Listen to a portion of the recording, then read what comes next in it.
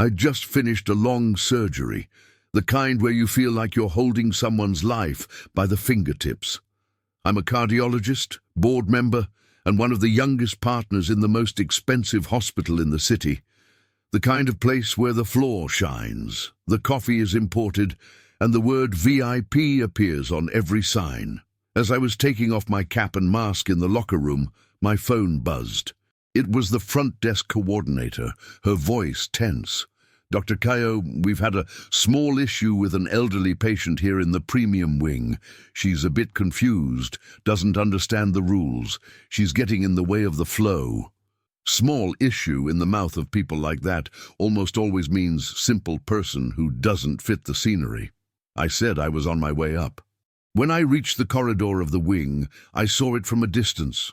An old lady with white hair tied in a bun, simple street dress, a worn-out cardigan on her lap, holding a folder of tests pressed against her chest. Around her stood 3 people, a receptionist, a nurse technician, and a security guard. I walked a bit closer and heard, "Ma'am, pay attention, okay? You're just like a child. If we let you loose, you end up in the wrong place. Sit right here and don't touch anything, all right?" Quiet giggles in the background. The confused patient was my mother, the woman who dragged me out of poverty so I could become the millionaire doctor of that hospital. And no one there had the slightest idea. My mother has always hated being a burden.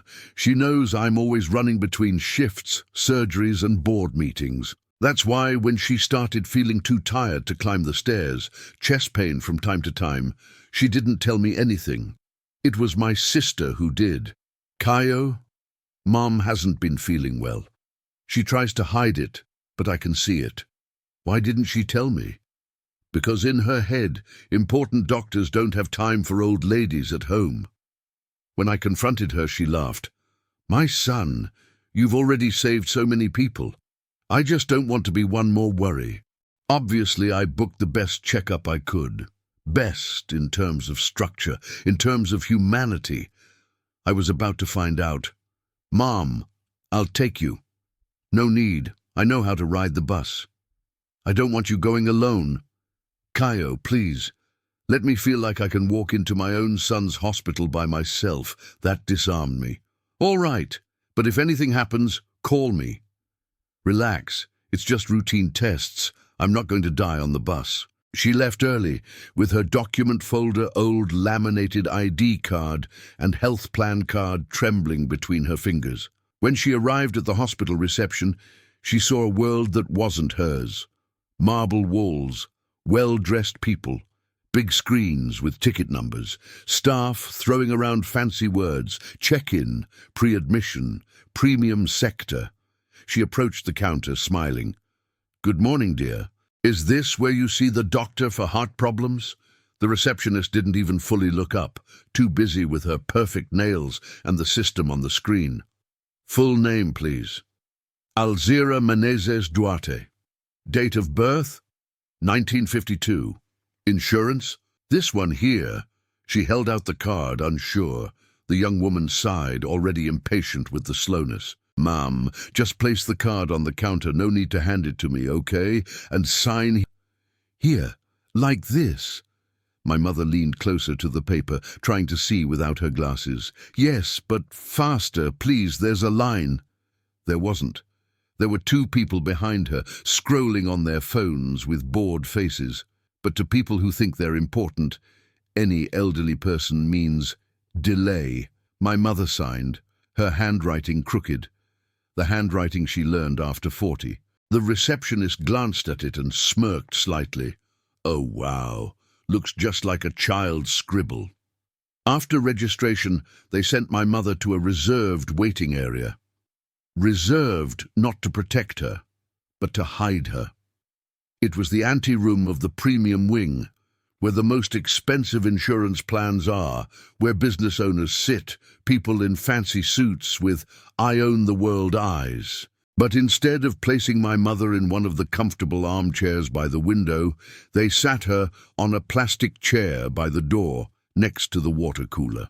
A nurse technician with a crisp white coat and the attitude of queen of the wing walked over to her with the ID wristband. "Arm, ma'am." "This one?" She raised it slowly. "Either one, you're not going to war." She tightened the wristband too much. My mother flinched slightly, but didn't complain. The technician went on, "Now you just wait until I call your name, okay? But pay attention. You can't keep getting up, going into random doors, talking to everyone. Elderly people are just like children. They get distracted and disappear." "But I just—" "Shh. Listen to me. I'm the one who works here, all right? Sit nicely and wait." Nearby, a well-dressed couple watched the scene. The man commented quietly, thinking no one could hear, "These old ladies with the low-end insurance don't match this wing." His wife added, "But they pay good money too, honey. It's just that some look like they came straight from the public clinic line." My mother heard it. She always hears it. People who spend a lifetime being invisible learn to hear what others pretend to whisper. To make time pass, she opened her little folder and took out a crumpled blood test. The technician saw it and snapped, "Ma'am, put those papers away. If you lose them, you'll cry later like a child who lost a toy." "I just wanted to see the result." "You don't understand it. I do. And the doctor does. Just stay quiet, all right?" That was exactly when I reached the corridor. Not in a lab coat, but in the clothes I wear for board meetings. Dark suit, subtle tie, partner badge hanging from my neck. Before they saw me as a doctor, they saw me as important. The receptionist straightened up in her chair. The security guard, leaning against the wall, put his phone away. The nurse technician adjusted her coat. But none of that erased what I had heard before. Old people are just like children. Child scribble. Public clinic line. And sitting on the plastic chair, clutching her bag, was the woman who skipped lunch so I could buy medical textbooks. I stopped in the doorway of the waiting area and called, "Mrs. Alzira." My mother lifted her eyes slowly, as if she didn't expect to be called by her full name, with respect in that place. When she saw me, she smiled that smile only a mother has. "My son, you're already done with the surgery. I didn't want to bother you." I walked up to her and kissed her forehead. Behind me, the nurse technician looked stunned. "Dr. Ko, is she your patient?" she asked, not bothering to hide her surprise. "No," I answered, staring straight into her eyes. "She is much more than that. She is my mother." Silence fell like a heavy curtain. The receptionist's eyes went wide. The security guard looked painfully uncomfortable. The well-dressed couple, who had just been joking, pretended to be hypnotized by their phones. I spoke loud enough for the whole area to hear. "This lady you just told to sit nicely, the one you called a child, the one you put in the little corner chair like she was a nuisance, is the woman who spent her life cleaning hospital corridors so I could wear this white coat." The nurse technician tried to defend herself. "Doctor, I talk like that to everyone. It's just my way of making things lighter." "Then you'll have to learn a different way," I replied. "Elderly people are not children, and even if they were, children also deserve respect." I turned to the receptionist. "Who decided to put my mother in this corner instead of the armchairs?" "Oh, I just thought that, since she seemed a bit lost." Lost she was when she had to raise 2 kids alone. Here, she's a patient, and elderly patients are a priority for care, not for jokes. Then I looked at the security guard. "And you, who saw everything and said nothing, from today on, you are officially responsible for making sure no elderly person is humiliated in this hospital. That's more important than checking badges." He swallowed hard but nodded. Finally, I turned back to my mother. "Mom, from now on, anything you need here, you talk directly to me. And if anyone raises their voice at you, I'll raise your case at the board meeting, with full names." She laughed shyly. "There's no need for all that, my son. I just want to take care of my heart so I can live a bit longer and watch you shine." I answered, "Mum, my heart only exists because you never treated anyone as less than.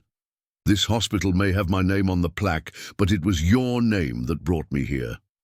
In that moment, no one saw a millionaire doctor putting on a show. They saw a son putting every so-called adult in their proper place. After that day, I changed more than just the staff's tone. I changed protocol. We created a mandatory training called Who Carried You Here?